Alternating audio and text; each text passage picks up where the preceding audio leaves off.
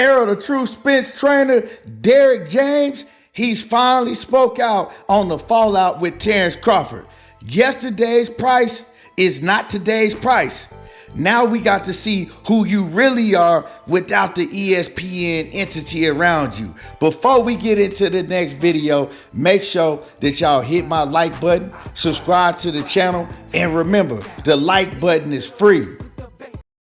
It looks like Team Spence has spoken, and shout out to Coach Derrick James for always keeping it trill, but short at the same time. You know, it ain't like Bo Mac. He ain't nothing like Bo Mac. Gotta get to running his mouth, talking all type of BS.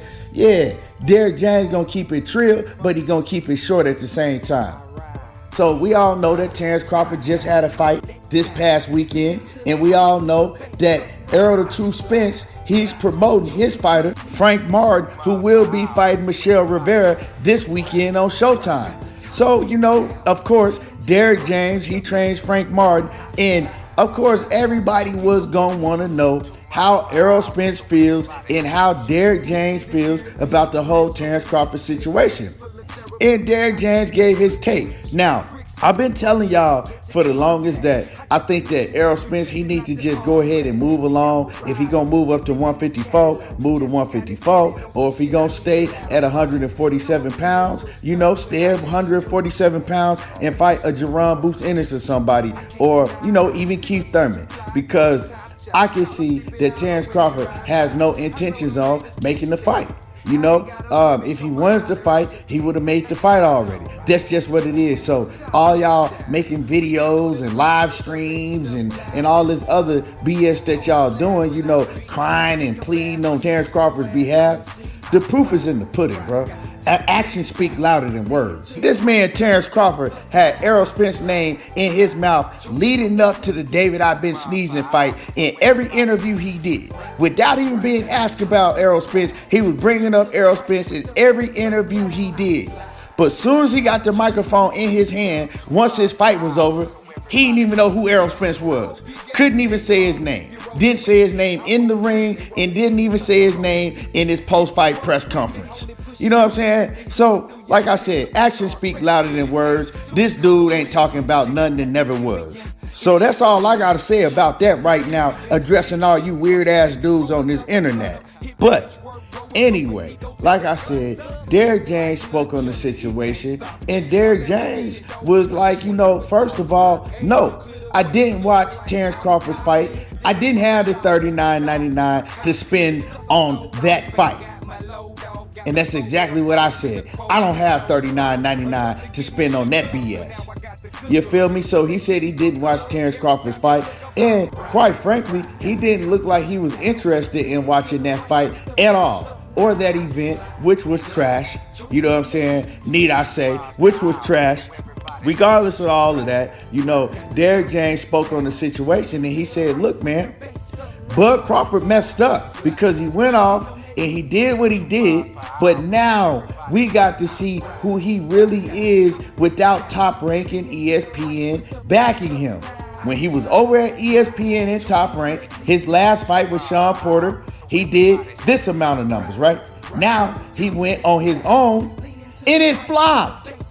You know what I'm saying? It flopped. He did horrible pay-per-view numbers. Now we got to see who he is on his own. So yesterday's price is not today's price, Derrick James says.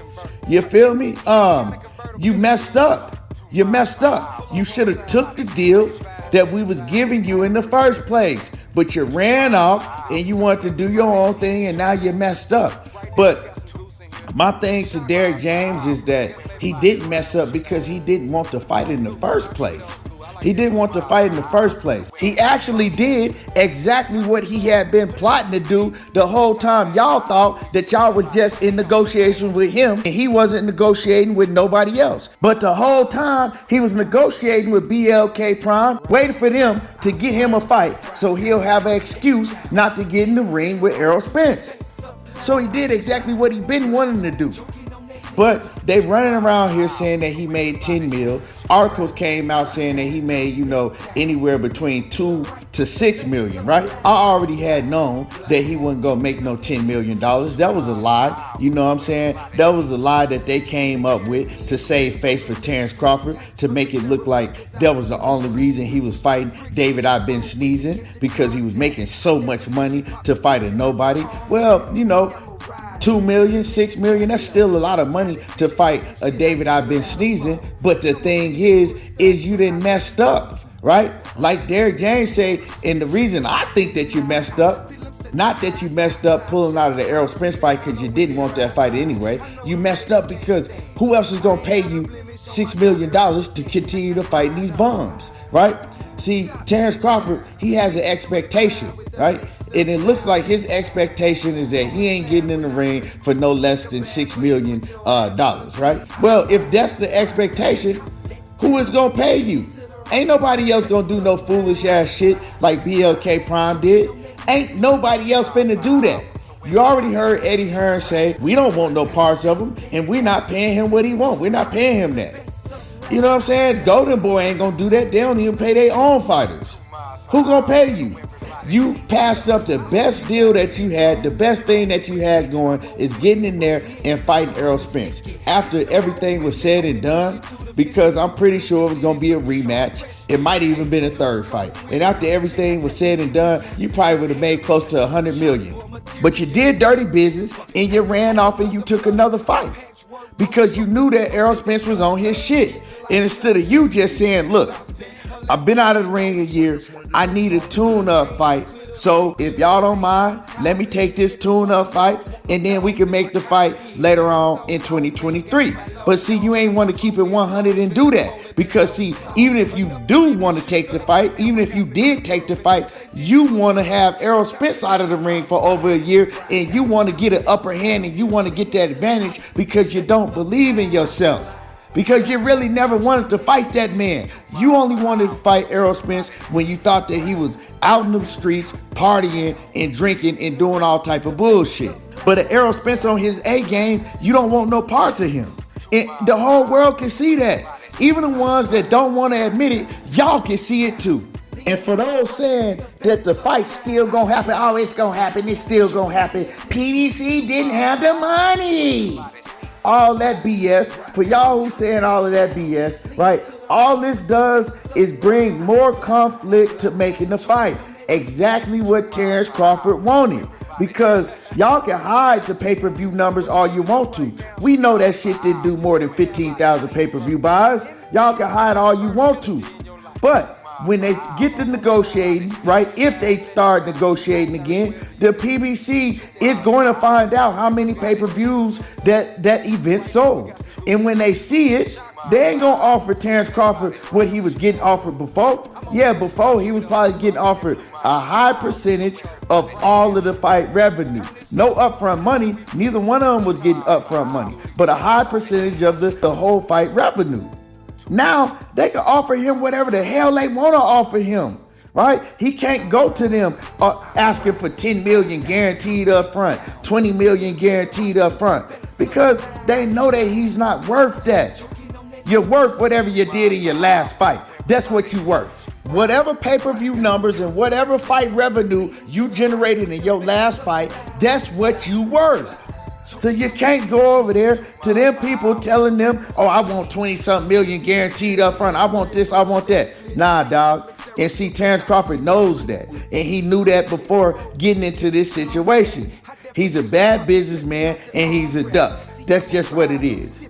And ain't nobody else gonna pay him whatever BLK Prime paid him, whatever they paid him. Ain't nobody else gonna pay him that to fight another Rudy Poo.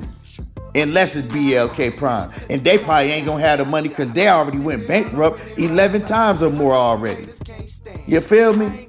Oh, the hate for Bud is just ridiculous. Yeah, I can't stand and I hate a lying ass nigga, right, that run around contradicting themselves 24/7 and can't keep it real. Remember, this the same man that told y'all, all you broke ass fans, and this the same man that told y'all that basically the US fans ain't shit. They need to take the fight over there to the UK. Yeah, y'all keep loving him. Y'all keep letting this nigga be your hero, this duck ass dude. I was a Terence Crawford fan for years, but I was fooled by all the smoke and mirrors. And when he started opening his mouth, lying and contradicting himself, I found out what type of dude he really was. Y'all ain't gonna get the fight ain't happening. Anyway, let me know what y'all think about what Derrick James had to say. Yesterday's price ain't today's price. Terence Crawford messed up. He should have took what they had on the table for him the first time. Hit my like button, subscribe to the channel, and y'all already know how I do it. There you go, talking that boxing again, and I'm gone.